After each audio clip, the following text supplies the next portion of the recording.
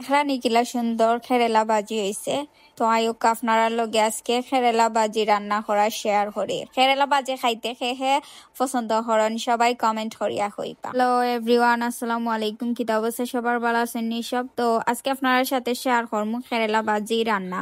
তো এটা সিলেটের অনেক ঐতিহ্যবাহী একটা, আর খেরেলা তো বলতে হইল গিয়া অনেক পুষ্টিকর একটা খাবার, অনেক রোগের ঔষধ খেরেলা।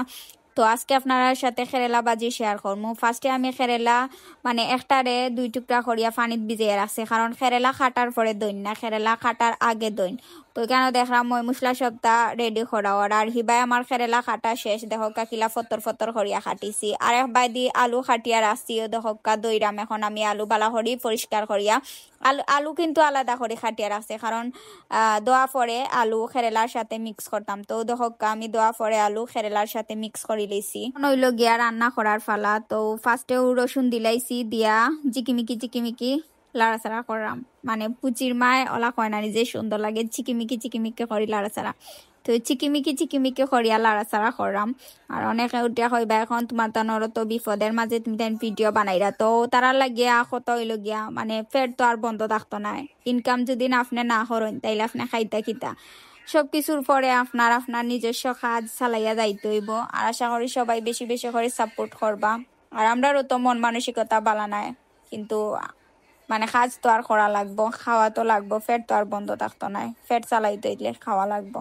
তো দেখতে পাররা রসুন দিয়া লাড়াচাড়া করছি, আর রসুন মানে বাদামি কালার দরিয়া হারলে এখন পেঁয়াজ দিছি, দিয়া লাড়াচাড়া করলাম। এখন লবণ দিলাম।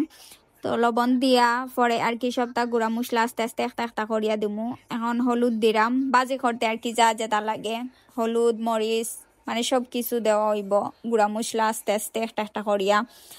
আর আপনারা সবাই আমরা রান্নার ভিডিও অনেক বেশি ভালো পাইন। আর আপনারা লাগে আর একটা গুড নিউজও আছে, মানে নতুন মিউজিক ভিডিওর কাজ চলে।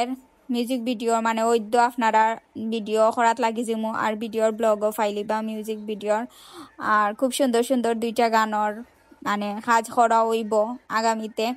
তো সবাই বেশি বেশি করিয়া সাপোর্ট করবা আমরারে, আর নতুন নতুন কিছু পাওয়ার লাগিয়া। তখন দেওয়া গেছে খেরেলা আর আলু।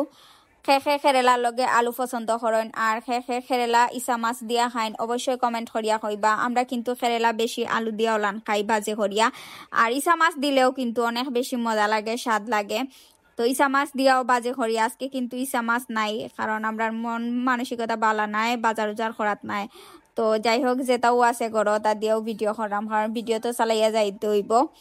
তো আপনারা প্রতিদিন ভিডিও না দিলেও আপনারা মাইন্ড করেন। তো জাল খাইয়া দেখো খেরেলা প্রায় কমপ্লিট হয়ে গেছে। খেরেলা থেকে খুব একটা সুগ্রান বার হইছে, দেখতেও খুব বেশি আমি মনর খুব বেশি ভালো লাগে।